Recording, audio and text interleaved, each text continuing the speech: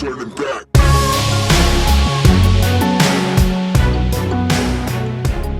Yeah, welcome to the Lost Boy Scouts podcast. How's everybody? Whew. It's another late night. And another late night. This consistency, we gotta just keep doing it. Yeah, no, it's true. Just keep doing it. Yeah, it's a late. My weeks have been crazy. We went to Colorado last week, and then got the bus out finally, and man, it was so cool. Looks so sexy. Dude, it was so cool. Like I was telling Tyler when we just first started set up that we didn't get a late start till Misty didn't get off work till 10, so I got all the bus ready. It took me about 2 hours to try to get everything where I wanted it so I could grab it out of there. Then I had the dogs, grabbed Misty. We headed up to the lake and set everything up. And it actually went together really fast. And then as we were laying down, the dogs were kind of a little like much. You could smell them. Yeah. And it's a closed space, right? So like it's not, Misty and I were not that comfortable. And we didn't get the best night of sleep, but then we woke up and I made breakfast, made coffee. I actually was able to drink decaf coffee. Whoa. It's been, I think I quit coffee cold turkey 3-4 years ago, but I drank some decaf. My mother-in-law was telling me that if I did decaf, maybe it wouldn't hurt my stomach, and I was able to drink some coffee with her. And then we sat at the lake for 3 hours, just sat there, listened to Zach Bryan on repeat, just sat there. New album? Just sat there. We just were like, this is amazing. And so everybody was looking at our bus, wanted to talk to us about our bus and everything. And so it's kind of cool. Yeah. So you sent me a picture and I got to know who plays the guitar. Me. You do? Yeah. Oh, yeah. I didn't know that about you, did Yeah. I didn't know that about you. Yeah. So I think I'm not like, I mean, I can listen to some songs. I can look at the chords. But I go through spurts. For a while there, like I was playing with a bunch of guys and I was like, oh man, this is cool. And I like do some open mic stuff. Yeah. I wrote a couple songs and then I picked up the ukulele, and that was so much fun to play the ukulele because a lot of the chord structuring is similar. Mm-hmm. And so as long as you know the chords, you can play. Ukulele is really cool because it's like either open chords or like one finger chords, you know? Oh yeah. And so then I picked up the guitar because I was trying to learn some of Zach Bryan's songs, and that's when I took it with us, and I played that every once in a while. Yeah, it's pretty cool. Wow, yeah, I like cool. it. Yeah, that's cool. I was just like, it looked like an advertisement the way it was set up. I was like, yeah, right. Van Life magazine. He's trying to convert me. Yeah, right. It's like you're gonna hand out pamphlets down by the river. Yeah, try to get all your van life folks. It's so cool. It's so cool. The people that man, they want to just talk to us about they just want to know about it. Right. They want to like converse. They want to hear the story, and everybody wants to wave. Everybody like went to go get gas, and there was 3 people filming me with their cameras. That's crazy. That's crazy. Yeah, it's cool. So fun. It's so cool, fun. man. We had a good time. We didn't get to take it to Colorado, but Colorado was so fun. Yeah, gosh, we had such a good place. Yeah. It's home. I know it's home for you. Home. Every time I think about that, I'm like, oh, Tyler's from here. Yeah. He gets to say he's from Colorado. Yeah, the Mile High City. Yeah. Mile High, do or die. It's almost football season. Yeah. Ready to cheer for those Broncos. Are you a Bronco fan? Yeah. I mean, as much as I watch football, I go through spurts. Sure. Right? And I'm hoping that we're a good season. Man, Deion Sanders. Right? Dude. Coach Prime. What an incredible, like you want to talk about leadership, the changes he's made, and we should do an episode on leadership, but I really want to get into today's topic about, I'm thinking balance. Sure. But the more I think about balance, the more I think of like, it's kind of unachievable. Yeah. It's like it really is like, they talk about work-life balance. Sure. Right? But to me, it's more about presence. Yeah. I understand. Right? Yeah, for sure. I mean, I guess that when I think of balance, I think about, okay, I want to allot this amount of time to each of my proclivities, to my family, to work, to training jujitsu, to becoming better. But like, so how do I find balance with all of those things so I'm not out of balance? Sure. Right. And that's really what I was thinking about when I was thinking about the topic of balance. But I was talking to a good friend of mine about the topic of balance. And he's like, yeah, balance is really unachievable when you think about work-life balance. Agreed. Either you're at work or you're with your family. Sure. And if you are with your family and you're at work, you're working on your phone, you're doing Slack messages or whatever it is, you're not present. Sure. And you really might as well just be at work. Right. Right. And so you're not balanced. Right. So that's kind of where I was thinking we would go today and just kind of talk about like, how do we find balance? I know both of us are, we're getting into the fall. Yeah. We're your work schedule changes. Yeah. Things with me have been, it's been hard coming back out of vacation mode and Sure. getting back into school mode, trying to find, okay, how do I allot time to making sure I get to jujitsu, making sure that I am working on my business, making sure that I'm with my family when they're here with me, and paying attention to those people that mean the most. And so I think it is both balance and presence. Sure. Well, and when you're like, because balance is like the art of juggling. Right. Mm-hmm. And so when you're juggling a lot of things, right, how much energy are you giving to each of those things that you find happiness from, right? And that balance and the art of balance is a learned trait. It's a learned like skill set that you're working on every day, just like jiu-jitsu. When you so why you find yourself present in each of those little art forms, each of those little things that you're juggling, you're giving a little portion of yourself to it, and you're hoping that it's enough. Yeah. Right. That it's enough. Like so I have an agenda. Yeah. And I write my agenda at night. Mm-hmm. So for the next day. Right. Whenever I was waking up in the morning and I'd say, okay, this is what I want to accomplish throughout the day, I would notice that I would like make this big list. And it was like overwhelming. I got to back up a few steps though, because I want to talk about the analogy of juggling. Like, oh man, can you juggle? Yeah, of course. I cannot juggle to save my life. I just was trying. Like, so just talk about it. Like, you're juggling, right? What are you doing? What are you focusing on? Yeah, you focus on the middle ball. The middle ball. Yeah, because in juggling, you're always going to, like, as long as you have like the right rhythm, the ball is going to be there. Right. But as long as you focus on the middle ball. So you're present with the middle ball. You always are. But you are aware of the other balls. Sure. So how you practice, like, just the art of juggling, you start with one hand. Right. Okay. Right? One hand. Then you learn to toss, because you always are tossing one. Okay. You're always catching and tossing. Now you're doing both, but you focus on toss, catch, catch. And this plays into your list, right? For sure. Like when you write your list in the morning, you tend to overwhelm yourself. Always. So much. Always. Because you wake up in the day and you've had the night to think about like all these things. So you wake up and now your brain turns on and you're like, okay, I'm going to accomplish all these things. Right. Okay. Usually you go to bed and you've accomplished 10% of your list. So you really feel like that you haven't accomplished anything. Right. Like and what happens, that list is going to grow tomorrow. So you're going to have, like, instead of 10 items, you're going to have 20 items, because you still have the from the day before. You need to do those lists. You still have to, in your head, you're like, I have to do those things. So the same thing so we had this, somebody came into work and they said, hey, who can juggle, right? Mm-hmm. And there was only a couple of us that, I mean, like, I'm not, whenever I practice, like, I'm better.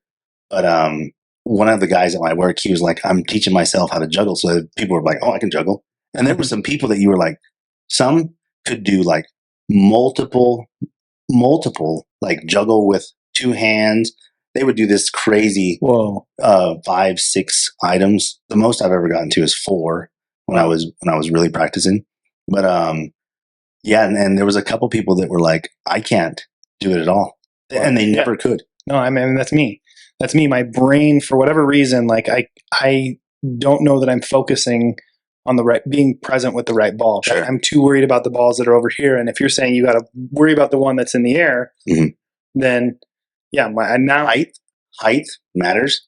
Right. Height and rhythm matter, because the higher you throw it, right, the more chance it has to wander, but it also gives you the more ability to catch it, because you can now, like, watch it. Right. Same concept with your list. Same concept. Right. Same concepts are like, focus on the things that you want to improve on. So, like, the way that I break mine down is like, I have a list of things. Right. And at night, I'll look at those list of things, and there could be some things on there that I'm like, well, I'm not doing that tomorrow. Right. On one of my lists, I was trying to do get up to a 30-minute plank. Oh, wow. Right. So like I was doing 1 minute one day, 2 minutes 2 day, Wow. 3, right? And I was like, oh, it's gonna be easy to get to 30-minute planks. No, not even close. I think maybe 5 minutes is what I got to plank, and then so it's open. It's always open, but it's there, and I remind myself, oh, I should probably try that again. Right. But some of those things like are never. I look at them and I'm like, oh, I want to try that, but no, I don't have enough energy. Right. Then there's other things that I do every day. So like, me, first thing is breathing, wash my face, do my oils, breathe, stretch. Those are always checked out. Right. This starts my day, right? Now that keeps me in balance, but it's just a small list. So my list can go tomorrow, and there's things that I'm like, man, I've got to cover that. If we are going to podcast, I usually sit down and I think about what we're going to talk about. And I think about like, okay, how am I going to cover, like you had talked about balance, and I was like, okay, how can I think about balance? Right. Most of the time your balance is like not that good. One thing that I've been really doing a lot is actually balancing. So I have 2 of the Bosu balls. I think we've talked about this. But lately what I've been doing is closing my eyes. Okay. So I get on the ball and I close my eyes and I try to balance. What a mind, you know what? What the heck? I can't do it hardly. Yeah. But I think about it as for my cognitive skills of that I don't want to lose. I don't want to have like this mental things later on down the line. So I want to think about like, so I close my eyes and I actually balance every morning. You balance, but you're present with. Man, you have to be. Yeah, you have. So to. they're like I don't know that one can't exist without the other, and then maybe the importance is not finding balance. Finding balance is understanding all of the things that you want to do and you want to accomplish, right? Sure. And providing some sort of ranked priority for them. For sure. Right. Before you go to bed, like what I'll do is before I go to bed, I think about what's the highest things. So men's ascent to me is like top priority right now. Right. Yeah. So before I go to bed, I send a bunch of text messages out about like to people that I'm like, hey, don't forget about this. Hey, here's this flyer. I think about making a post on social media. I don't always do it, but I did do a couple posts for it. But it's number one that I'm thinking like, okay, that's number one that I want to cover. Of course, I do some jujitsu, study some mental work on jujitsu, and then the main thing that I'm balancing now is making sure that I always do what Misty would like to do. So, she likes to take the dogs for walks. She loves taking our dogs for walks. So tonight I was like, okay, I got to go podcast with Tyler. She's like, okay, but we need to do this. And I was like, well, we need to take the dogs for a walk, right? Yeah. So she was happy about that. But then you think about it, just being present in that, right? Just being present in the fact that like you can balance things, because not everything is going to get 100% right. I text Tyler a lot about like, hey, did you make it to training? Hey, did you make it to training? Not like as far as like to be his check and balance, but to always keep in the back of his head that in order to keep your central nervous regulated, you have to have some sort of outlet. Right?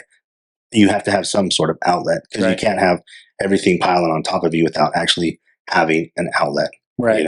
Yeah. No, I appreciate it. And I did feel a little bit jujitsu slut shamed today, but I mean, those are my own issues, and probably resonate from the fact that my practice has been a bit out of balance, right? And it is, life is constantly in flow. There's an ebb and flow, right? Sure. And I love the idea of, okay, what are the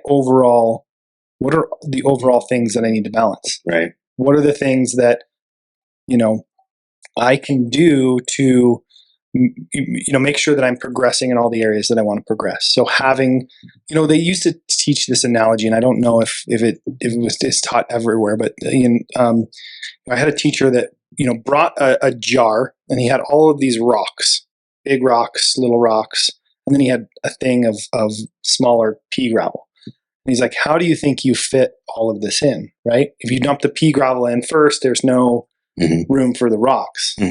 And the analogy is that you put the big rocks in first, and then you sprinkle the pea gravel, and it fills the negative space. Sure. Right? And so you're able to actually fill this all up and fill the container up. Sure. And put some water in it, and then everything fits, right? Something like that. Yeah. Yeah. And so, understanding what those big rocks are. Big rocks are going to be family, work, sure, whatever those are. Let's identify them, right? Yeah. And know that perhaps if you're present with your family, those things you're not out of balance with them. You're being present and you're giving you 100% of your attention, right? Man, how dangerous is it to be not present on the mat? Right. It's dangerous. Dangerous. You're not protecting yourself. I've been in open mats where I had to walk off the mat because I'm not there mentally. Right. I'm not present. And that's when I know I'm going to get hurt. I know I'm going to be lazy. Sure.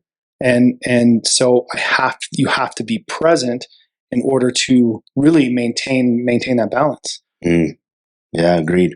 Yeah, that's interesting, because if you have like those main blocks, right? Those main things that like that they're always going to be there. They're always going in the jar. They're always going to be there. They're always going to be things that you have to give some attention to.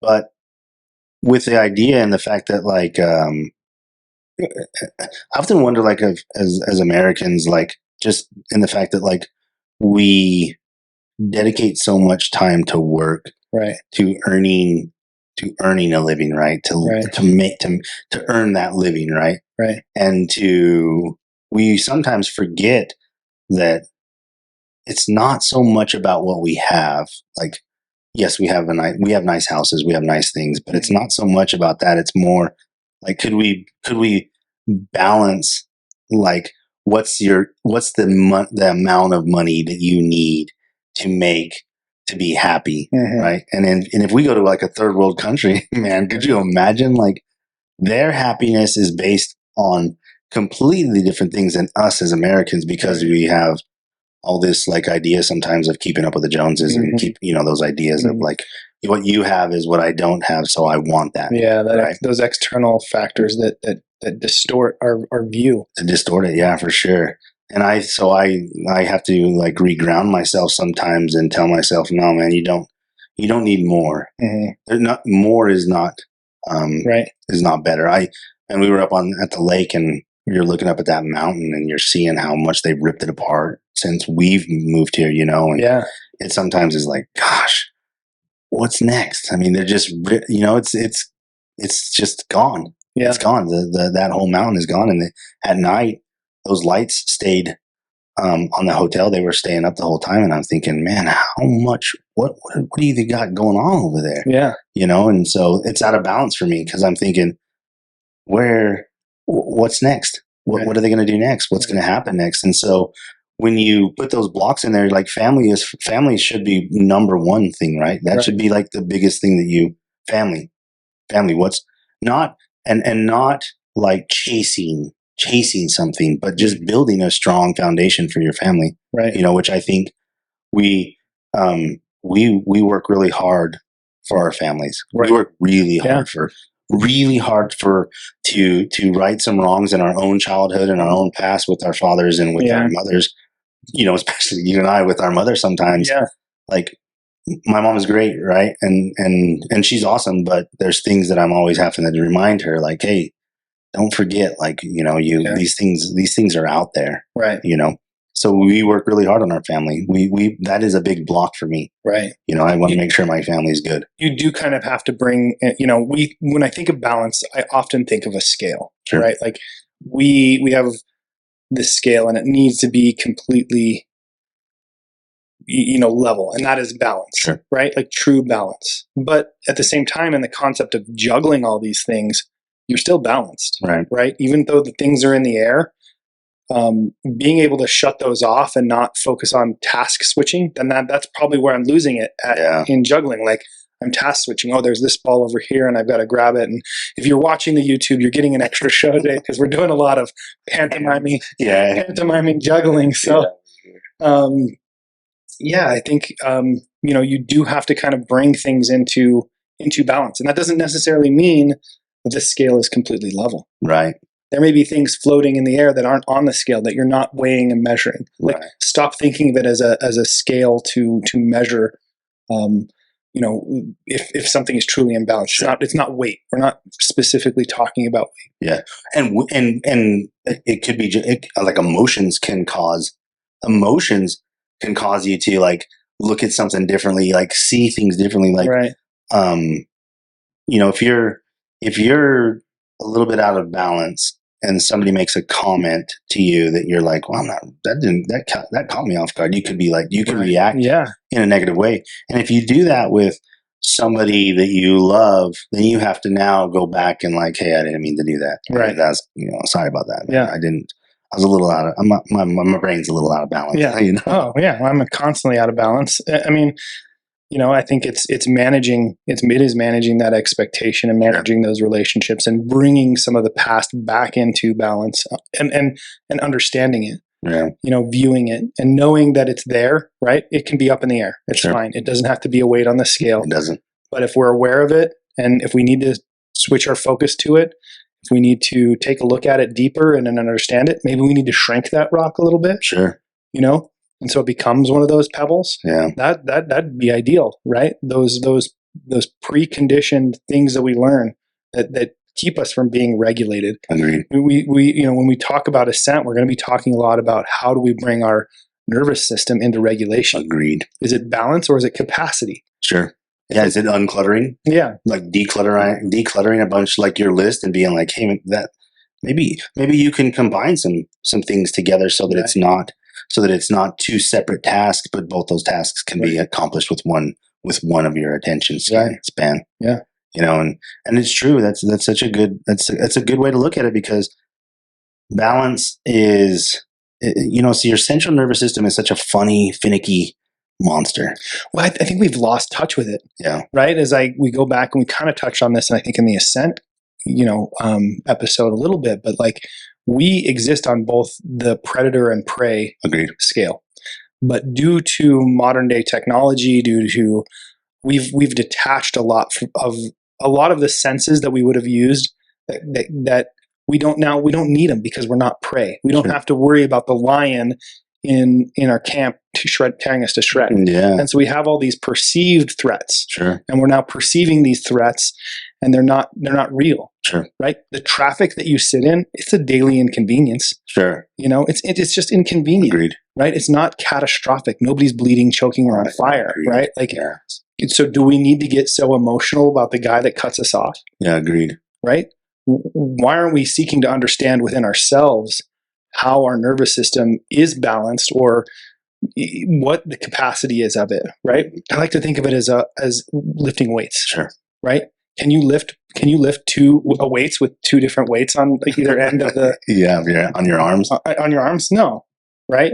But at the same time, if you can lift 100 pounds and you take all that weight off, and it's 5 pounds on each side, you can go forever. Yeah. Or you can go a really long time. But as you start stacking stuff on there, your capacity shrinks. Agreed. So are you aware of what that capacity is? Yeah. And how do you ensure that there is balance so that you're not like lifting weird with one arm and it's manageable? Sure. Well, and so what does that mean? That means that something is going to get let down, or someone is going to get let down. You may take it as like, man, I'm letting this down, or I'm letting that person down because I can't give all of my attention to them.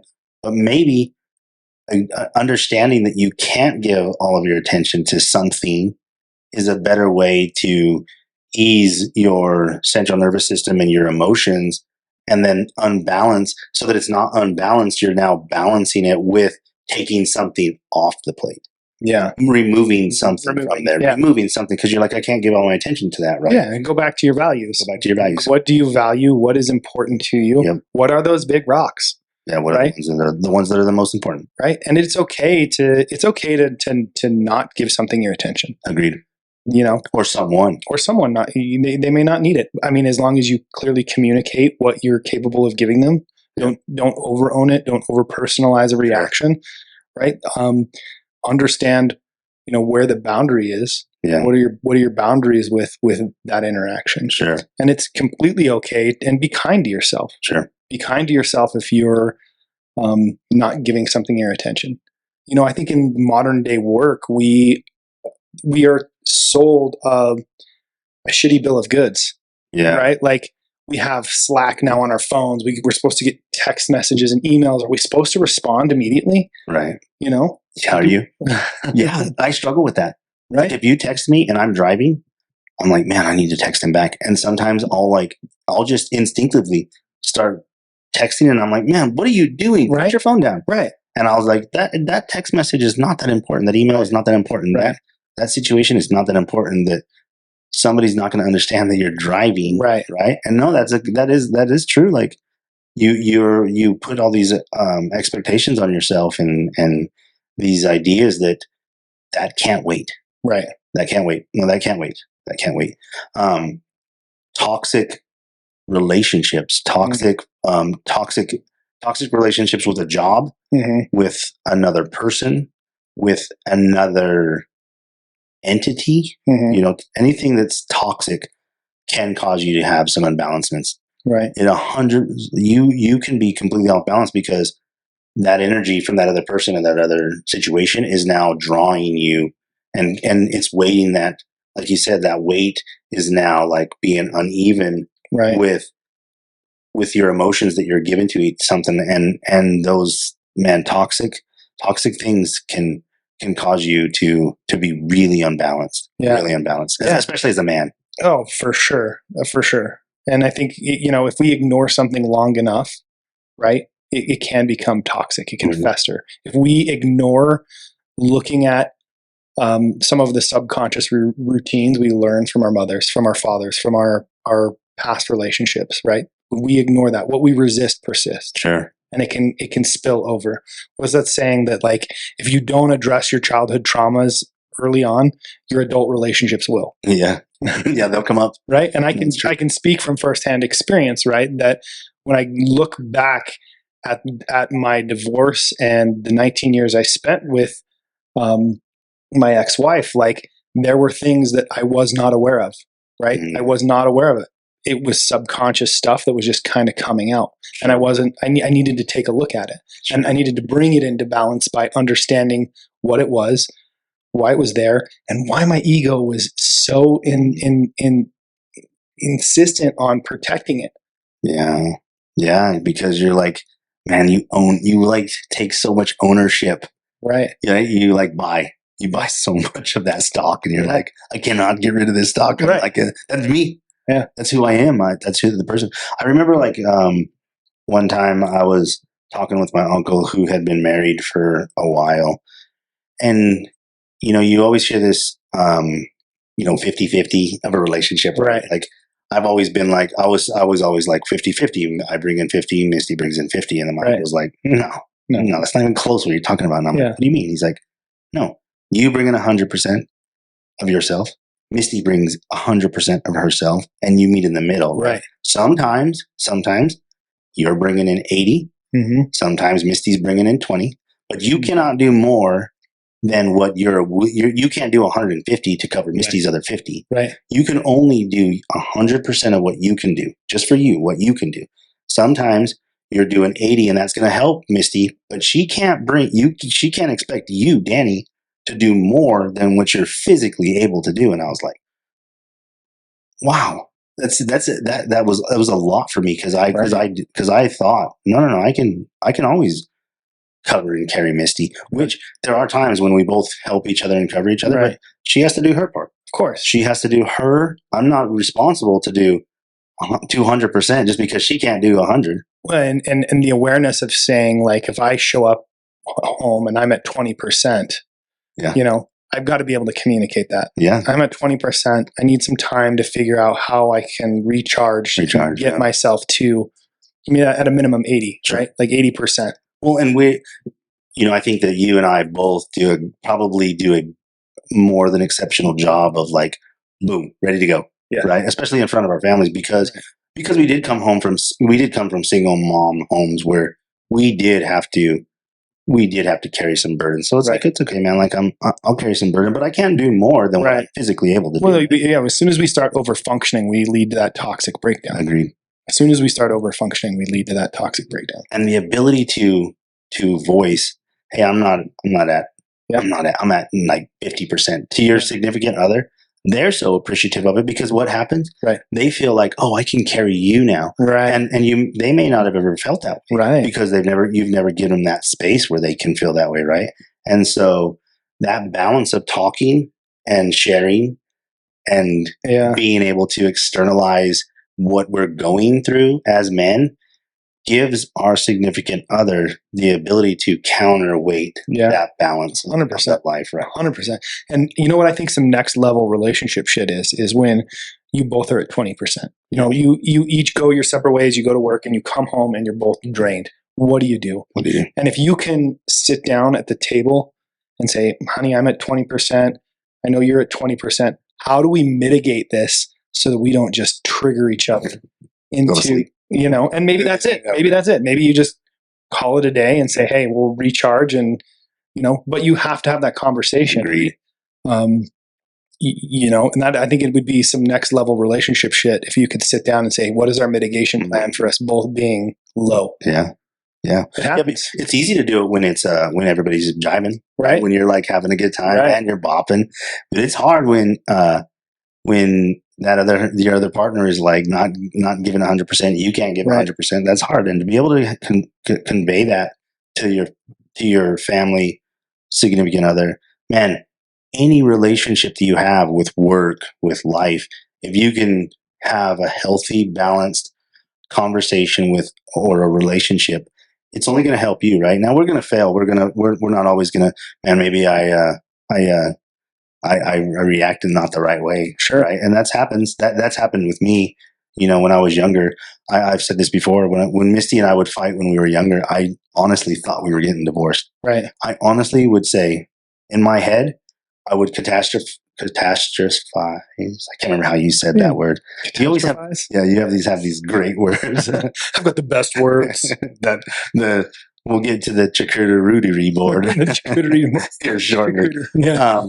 But if you, man, I would in my head, I would already have played out how we're going to go to the divorce table. Right. And I'd come back and she's like, what is going on? And I'm like, well, I mean, you know, we were going to get divorced. We're fine. And she's like, what? Yeah. Well, how would you even think that? And I'm like, well, that's what happens when you fight. Yeah. She's like, no, what are you talking about? We just move on. Right. And I'm like, how do you move on from something like that? Like we're fighting. She's like, no, we had a disagreement. Right. We're not fighting. It's not like you and I are fighting. We're not going to go our separate ways. And it took me a good, 10 years. Yeah. Where I would not think about it like that. Right. But with that, you'd find a rainbow at the end, right? Mm-hmm. And you're like, man, looking back at that, I can honestly say, if there's men out there that feel that way, like it's just a matter of like talking. Right. And opening up, like sharing the fact that like, right. In my mind, I'm a tough guy, but man, I'm emotional as hell sometimes, like super emotional. Right. Yeah. And you can see it on me when I'm emotional or when I like lose my temper, lose my shit. You know, you're like, whoa, the walls go up. Yeah. Yeah. And I think, a lot of men are similar. Right. Yeah. I do think it comes back to like understanding the capacity of that nervous system. Right? For sure. And understanding what does it actually mean to be, you know, oftentimes when they talk about nervous system regulation, they talk about Bruce Banner versus the Hulk. Sure. The Hulk being just this wildly reactive, rage, driven monster, whereas Bruce Banner is the calm, collected scientist, thinker, right? Sure. And he is the warrior in the garden. Right. Yeah. Yeah, for sure. Yeah. And so, how do you find that? And I would say, well, let's start at Men's Ascent. I'm always, yeah. Let's start at Men's Ascent and let's have some dialogue and conversation about it. Yeah. Having a good battalion of buddies is what you need because everybody's going to war the same way. Yep. Right. We're all going to war. We always fight. We want the same fight. We're fighting the same fight. Right. Mm-hmm.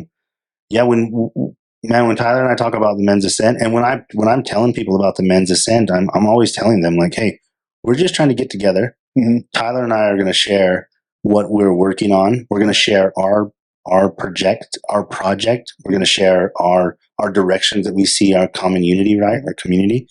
And then when questions arise or when situations arise, we're going to have this like amazing men's group that we can bounce ideas off of each other, and we can all walk away with a brighter future of like how we can see things. And then what's going to happen? We're going to pass it on to other people. Right. We're going to talk to our children. We're going to talk to our friends. We're going to be like, hey, this is what I'm learning. This is what I've learned. Like we do anyways, right? We just bounce ideas off of each other, and we trust each other in this space that we're like, hey, you're going through something, I'm going through something, and we're gonna ascend together. Yeah, that's so interesting, because that was a question. I interviewed for the sheriff's department this week. I know, and I interviewed with the sheriff and his under sheriff, and one of the questions was, we are a team community. There's oftentimes there's new equipment or new things. Like, how do you, sometimes with rank there's entitlement. Like, how do you find balance in that? And that was 100% my answer was, one, we're a team, and a team looks out for each other. And sometimes you've got to be back to back and looking out for each other, and realize that the safety and health of the overall team, in that unity consciousness, is more important than an individual need. There's times when that's completely the case, that you have to look out for the safety of the collective rather than, isn't that what they pushed for COVID, right? The safety of the collective, right? And there are times in certain communities where that's absolutely necessary, right? And that you do have to table some of your own individual, desires, right? But you do it within reason. And if it crosses a boundary, if there's a boundary that's crossed, you then have to ask yourself, do I align with this organization? Right. Is it really in my core values to stay here and fight this fight with you? Because maybe your fight's with something else. Maybe you need to recuse yourself and move out, find a different community, find a smaller community, find a community where it's more aligned with your values. Right. And we've talked about this before. It's not like you can change your values. It's not like you can just go, no, I don't believe that. Because in the back of your head, it's always going to eat away at you. You're going to be like, it's always going to be there. You're going to be like, hey, man, no, like, I'm not supposed to like that. Nope. It's not like you can change your values. Your values those things are with you forever. And you can look at them, harness them, and just continue to grow those. Grow. You could never just be like, nope, don't believe in that anymore. Well, and they will evolve as well, right? And your definition and how you define them, and they'll become more specific with them. And you they're with you. They should be with you. They should define you. Yep. And so then when you bring that back to balance, those values are going to only enhance what you're working on, what you believe in.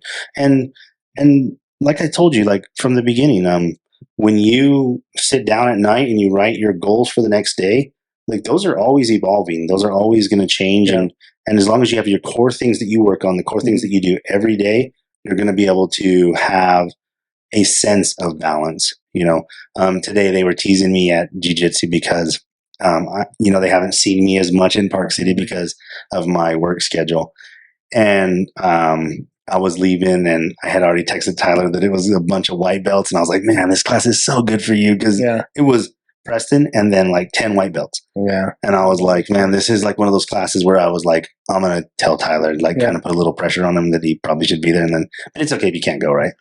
And they were like, well, you're leaving. That's what Preston goes. He goes, well, you're not even staying. And I'm like, yeah, this first 6 years of my jiu-jitsu journey, I did not have a lot of balance. Right. If I wanted to go to jiu-jitsu and Misty wanted to go to dinner, I went to jiu-jitsu.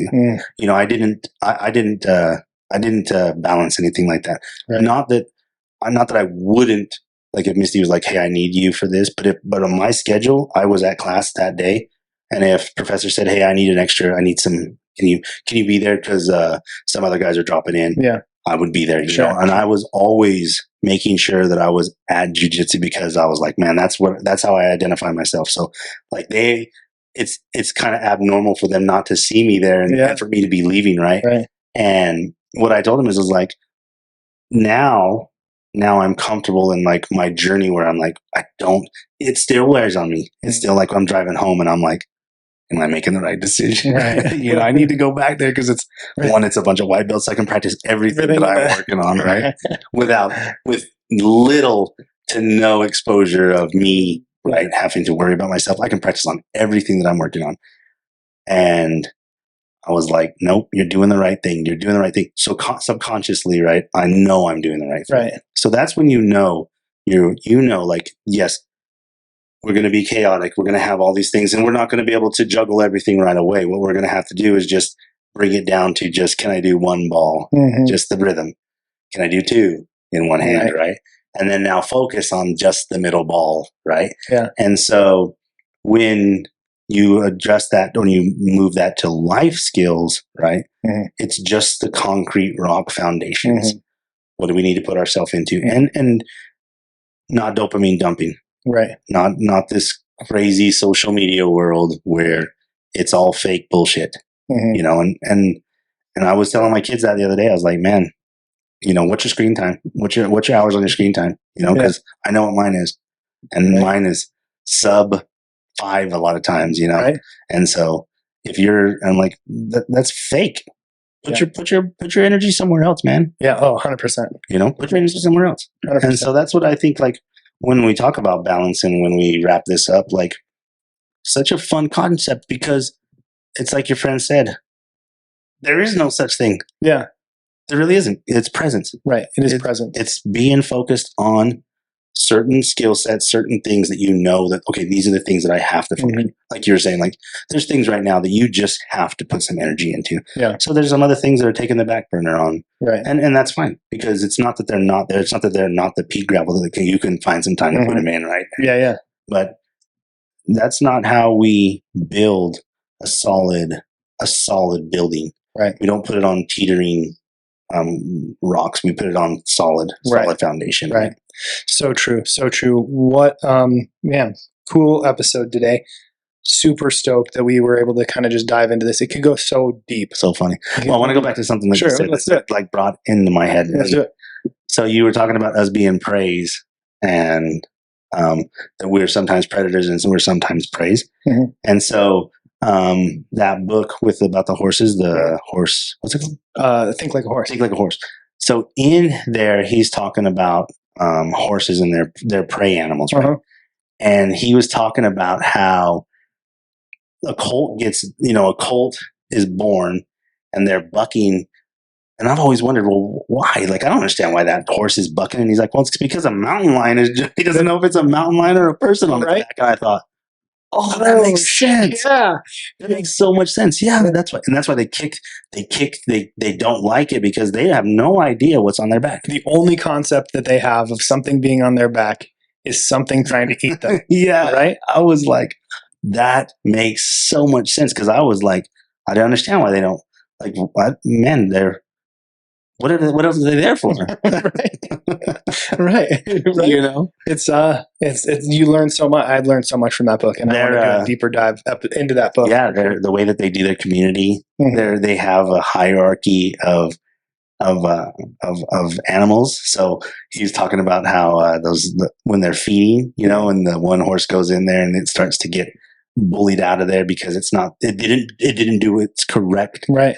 And I think that when we're in like jiu-jitsu and when we're in wrestling, like I think about that because like you learn a lot quicker if you're in jiu-jitsu, like you're in there, as opposed to me telling you what it's like, right? 100%. Like you understand the hierarchy right away as soon as something goes wrong, right? As soon as somebody steps out of line and man, somebody gets their butt chewed, and you're like, well, now I know. Yep. Now I know. Yep. I got it. I'm good now. Yep. I don't have to go down that line.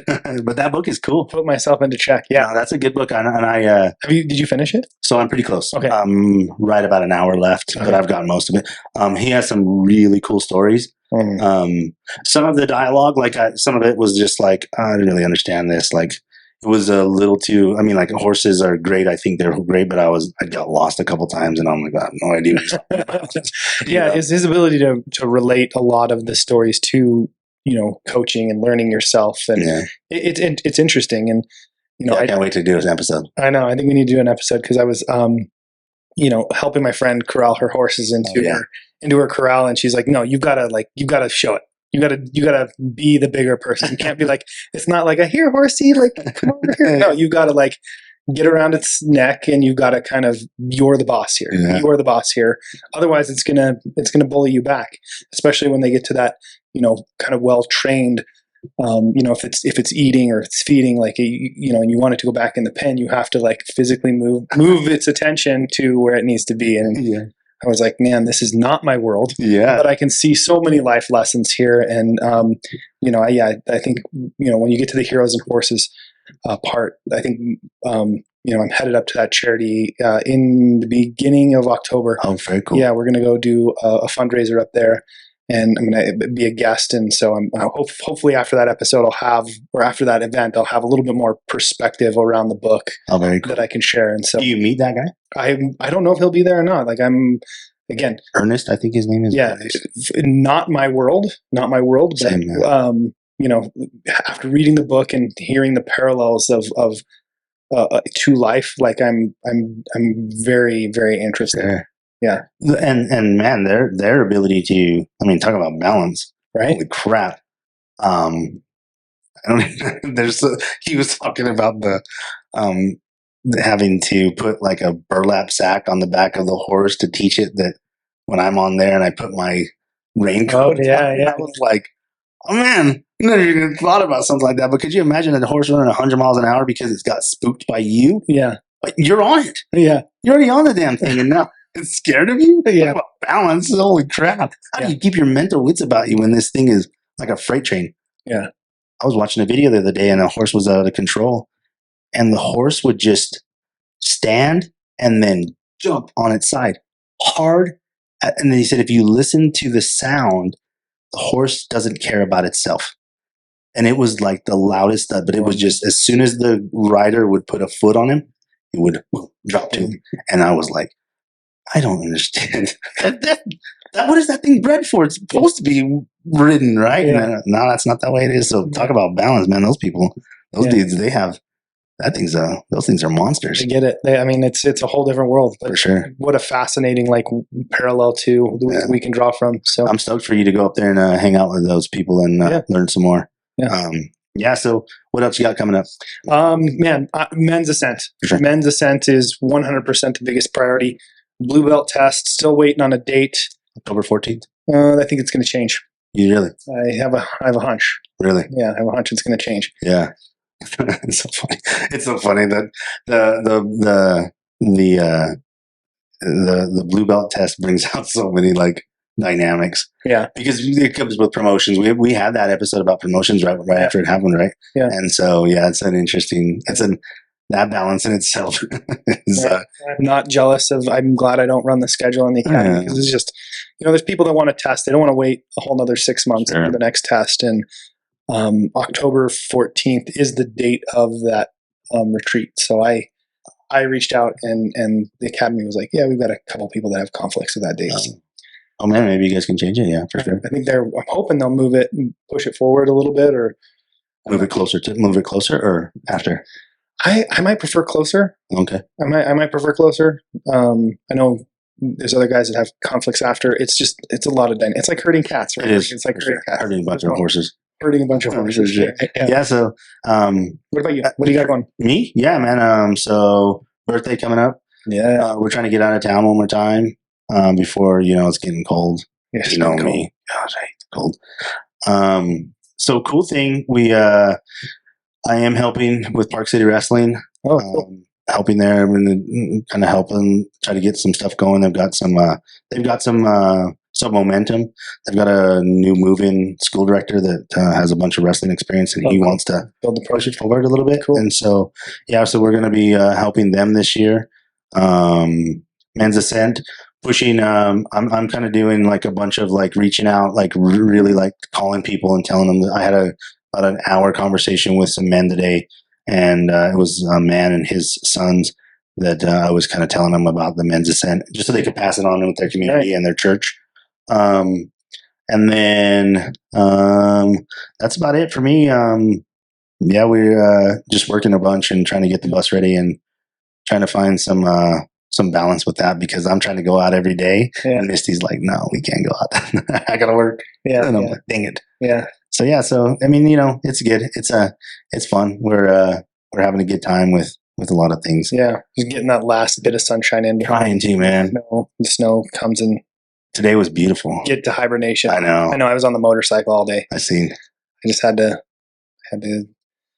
couple errands to run and just like get the motorcycle and nice. Yeah, that's cool. It goes and I mean, any day now it could be park that thing and be done. So. I know. It could snow any day from now on. Isn't that crazy for us? Yeah. And especially up in our little mountain town. Yeah. Like it's anytime we can get the snow. They're already saying that this year is going to be just as bad as last year. I hope so. Gosh. I hope so. You love that. I want to scare off some more of these Californians. Let's go flood over there by Deer Creek.